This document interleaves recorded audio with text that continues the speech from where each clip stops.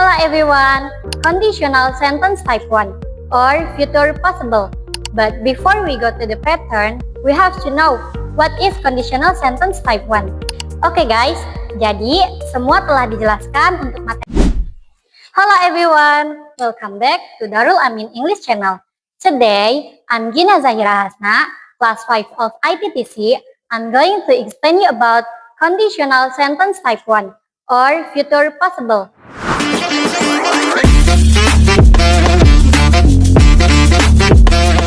But before we go to the pattern, we have to know what is conditional sentence type 1.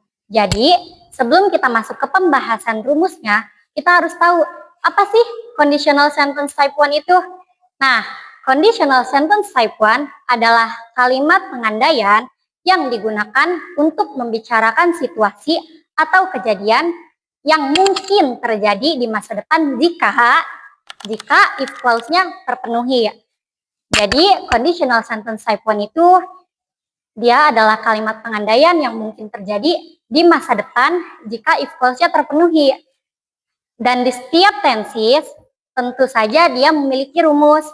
Begitu pula dengan conditional sentence type 1. Nah, rumus conditional sentence type 1 adalah if simple present, simple future, titik. Simple present juga dia memiliki rumusnya tersendiri, yaitu subject plus verb 1 plus object. Simple future juga begitu. Subject plus will plus verb 1 plus object.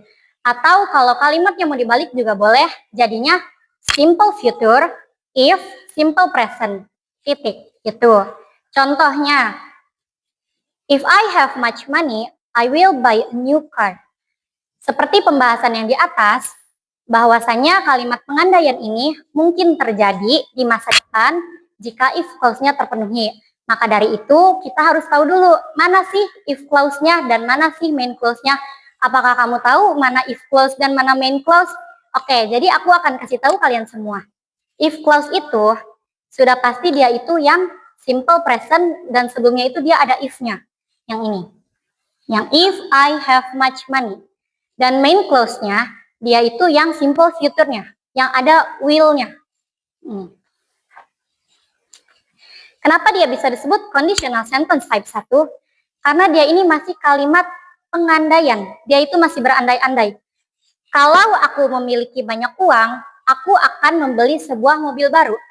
Jadi aku itu nggak bakal beli mobil baru kalau aku belum punya banyak uang. Makanya di atas disebutkan bahwa if clause-nya itu harus terpenuhi dulu. Jadi kita itu harus punya banyak uang dulu, baru kita bisa beli mobil baru, kayak gitu. Kalaupun dibalik, dia bakal jadi kayak gini. I will buy a new car if I have much money. Aku akan membeli sebuah mobil baru kalau aku memiliki banyak uang. Apakah kalian paham, teman-teman? Begitu.